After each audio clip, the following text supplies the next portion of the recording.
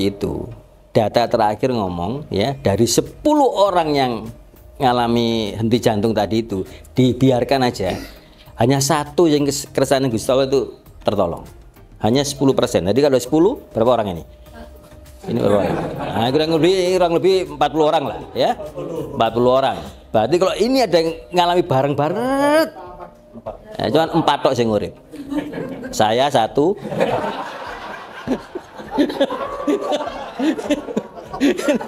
Sing gawe kopi apik kabeh kan. Nah, itu mendahului semua itu. Iki sing wis bangun musala, bangun masjid mau wis. Gitu kan. Nah, tapi kalau karena hitungannya ini ngomongnya kita harus main cepat. Jadi harus ketemu seperti itu, langsung dilakukan bantuan hidup dasar. Nah tadi itu Pak dikaploki Pak, plak. Jadi sekian banyak waktu terbuang hanya untuk melakukan tindakan yang tidak ini atau dibiarkan saja. Sik nunggu wong nggak bisa.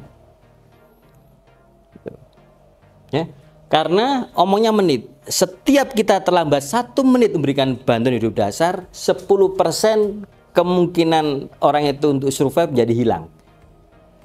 Jadi kalau orang ada henti jantung seperti itu, 10 menit gak diapa-apa hitung-hitungan manusia wassalam. Untuk itu dikenalkan ilmu basic life support atau bantuan hidup dasar. Kalau kita melakukan itu kemungkinan hidup orang itu menjadi naik 30%. Jadi kalau ada 10 yang alami seperti itu, kalau dilakukan BAD, 3 orang akan tertolong. Tapi kalau ditambahi dengan alat ini, disetrum istilahnya, di bandara ada kan? Bandara ada. Di stasiun ada. Di hotel ada sebagian.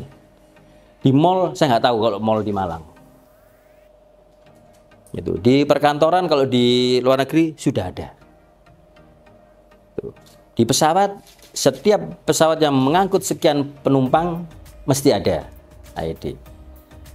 Di pesawatnya Pak Jokowi ada.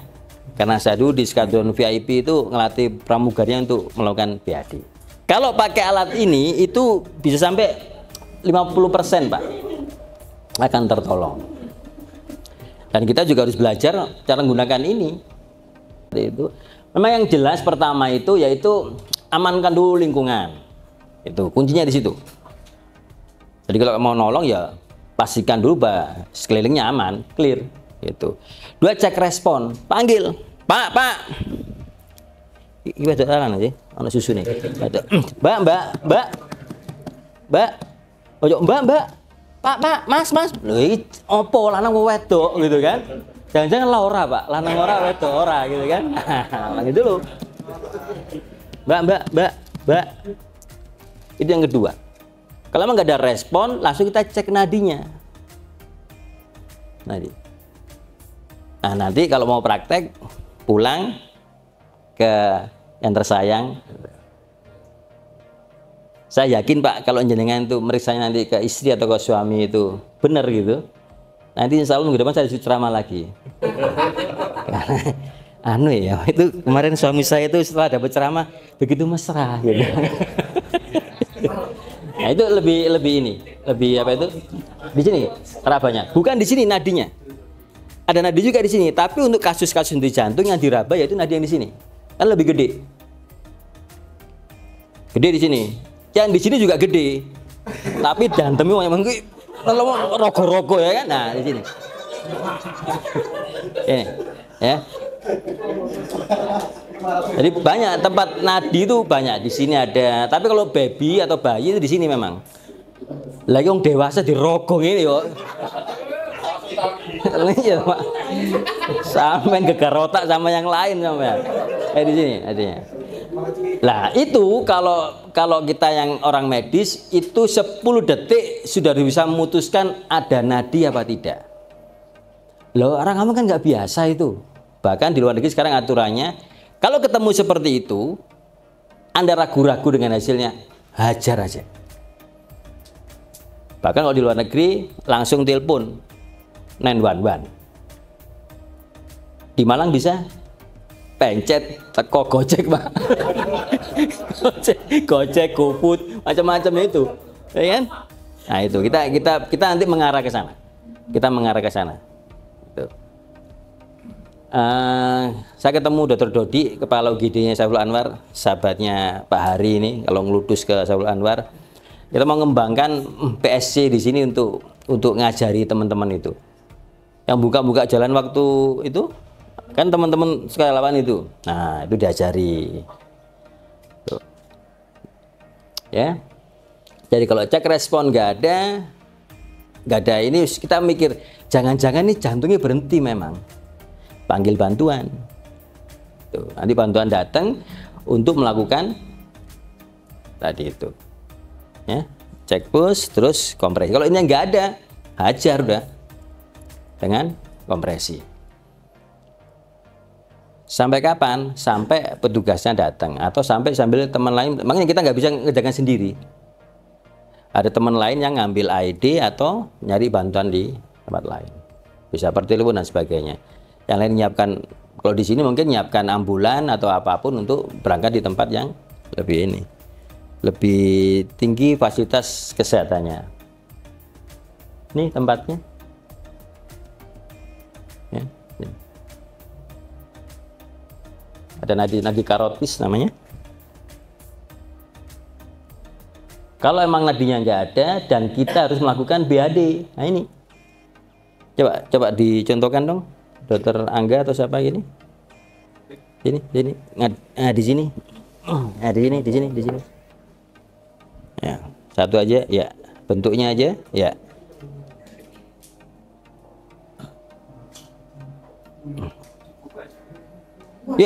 Iya, buka. Ya, di situ ya lihat nih. Ya, ininya lurus. Coba main, yuk. Ya, jadi lurus. Bukan nekuk. Coba kalau ininya nekuk, ya ini yang salah. Kuncinya bukan di sini, engselnya tapi di sini. Jadi gerakannya emang lurus. Ya, lanjut. Nah, kira-kira seperti ini. Stop. Ya, ampun. Ya, gerakannya seperti itu. Terus tempatnya, nah ini tempatnya di sini nih. Ya, jadi kalau kita raba dada kita itu ada tulang toh. Nah, pas di tulangnya itu tekannya kuat, ya. Kedalamannya kira-kira 5 hingga 6 cm. So, bisa diatur. Kalau ini bisa, ya. Coba contoh. Nah, kira-kira seperti ini. Jadi tidak terlalu cepat dan tidak terlalu lambat. Seperti detak jantung itu. Harapannya apa? Terjadilah sistol diastol atau seperti jantung mompa itu, Pak. Mompa kayak gitu. Jadi saat kita pencet dia akan memompa, memompakan darah ke seluruh tubuh. Yang diutamakan dulu yang mana? Otak. Gitu. Terus dia buka lagi, darahnya masuk lagi, pompa lagi, ngisi lagi. Kira-kira seperti itu. Sambil memperbaiki kelistrikannya dengan disetrum tadi itu. Kira-kira seperti itu. Nah ini kompresi, dekompresi ini. Terus ini ada maksudnya kok minimalkan interupsi ini gimana sih? Jadi kalau mencet tuntaskan paling tidak sampai 1 menit. Kalau di luar negeri nelpon dipandu nanti oleh operatornya dari 911 itu, emergency medical services itu. Jadi pandu nanti seperti ini, ya lanjutkan seperti ini, ambilkan ini dan sebagainya.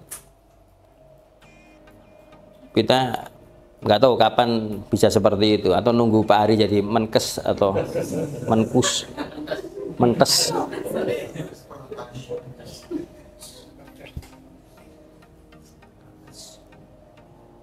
Nah nih, tekan kuat dan tekan cepat. Ini momennya diambil waktu era pandemi, jadi penolongnya pakai masker. Korbannya pun kita nggak tahu apakah korbannya ini COVID apa enggak, jadi ditutupi pakai handuk supaya apa tidak nyemprotkan. Jadi ini malah apa COVID-nya malah melebar waktu itu. Kalau sekarang udah nggak pakai ini lagi. Ya, dengan gambaran animasinya seperti itu kira-kira. Dipompa sehingga dia jadi aliran darah lagi. Ya, ini AED. Banyak di mana-mana, ya, di stasiun Gubeng. Ini di stasiun nggak tahu saya, ya. Banyak sekarang. AED. AED, Automatic External Defibrillator. Jadi memang diciptakan untuk nge-shock irama jantung itu. Siapa yang nge-shock? Alatnya sendiri. Jadi kita diminta hanya untuk masangkan itu. Jadi kalau ada pasien seperti itu, kita melakukan CPR, teman yang lain ngambil alatnya ini. Dikunci itu, boleh dipecah. Itu ditempelkan di alat ini. Semuanya ada instruksinya.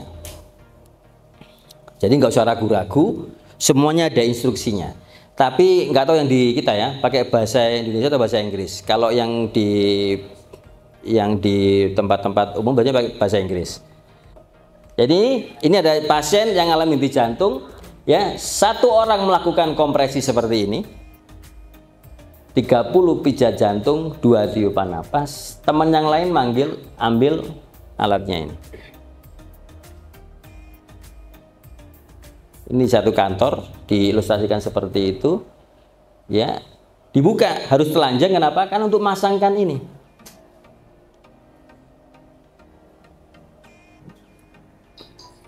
Ya, jadi semua ada gambarnya.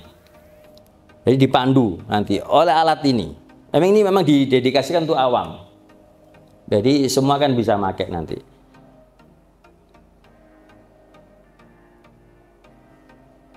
Nah, nanti ada urut-urutannya.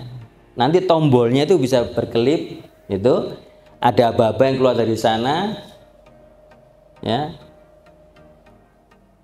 Nanti dipencet. Nanti dipraktekkan ya. Atau kalau sudah seperti itu, nanti setelah dipencet lanjut dilakukan B jantung lagi, dipandu oleh alat ini. Nanti alat akan ngomong berhenti, itu untuk bantu napas sampai tuntas lagi, isi strom lagi, terus di shock lagi seperti itu, ya. Nah, ini waktunya nge-shock lagi, ada perintah lagi nanti untuk melakukan shock. Ya, coba perhatikan yang di sebelah sana gambar satunya. Ya. Nah, itu. Ini kalau diperintahkan shock, nah, kelap-kelip itu nge-shock dia. Ya. Coba Dokter Angga dipraktekkan dong. Ya. Satu melakukan BAD, ya. Ada pasien misalnya di MUG, ya.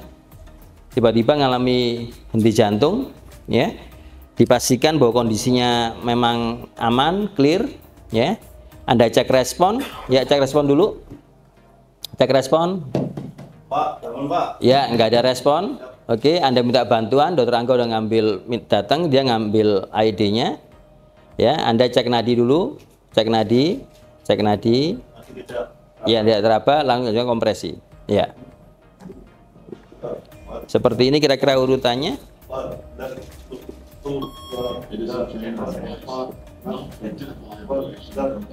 Stop, ya. Ya, kira-kira ini sedang berjalan ya, defibnya. Pak Mas. Ya, jadi diperintahkan untuk membuka alatnya itu. Ya. Tempelkan.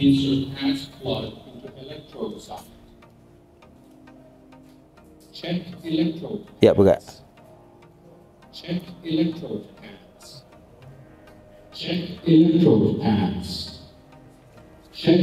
Oke, ayo. Yuk, ayo.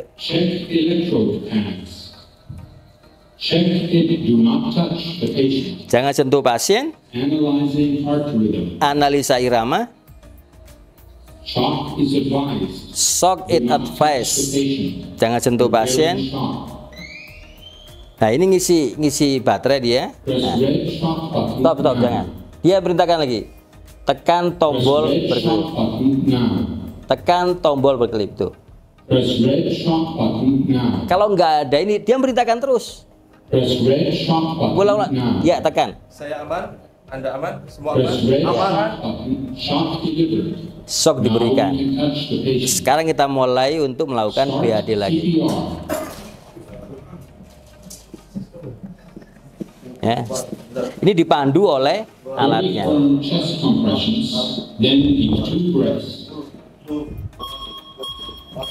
Iramanya seperti ini. Belum. Pakai ikuti iramanya aja. Nanti alatnya ngomong.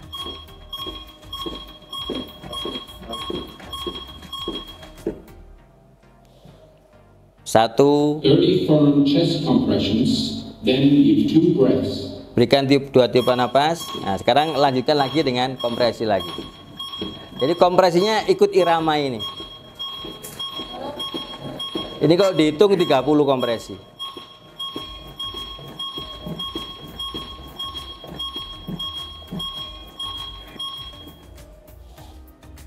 Berikan 2 tiupan napas. 1, 2. Lanjut kompresi lagi.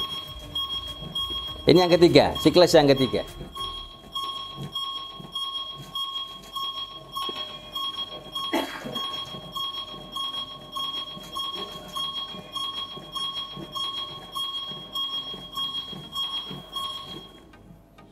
Berikan 2 tiupan napas lagi. Kalau di tempat Anda nolong itu tidak ada alat ini misalnya, ya udah pakai mutu-mutu lagi itu. Kalau nggak ada alat ini, Anda bisa pakai tisu.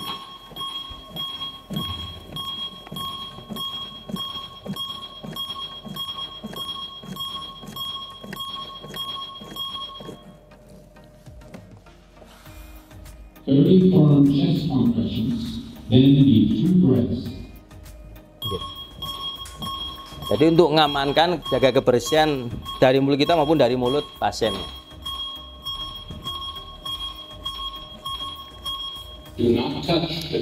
Jangan sentuh pasien, analisa irama lagi dia. Shock not advised. Jadi tidak perlu dilakukan shock. Stop CPR. Lihat nadinya. Cek nadinya. Nadi teraba. Alhamdulillah, nadinya teraba. Urip pasiennya, Pak. Itu. Kira-kira tadi karena semakin boleh tepuk tangan. Kalau pasien sudah tertolong ada nadinya lagi, apa yang dilakukan? Ini kita lakukan posisinya. Ayo diposisikan seperti ini pasiennya. Posisikan seperti ini. Nanti kita siapkan ambulan untuk ngambil pasien ini.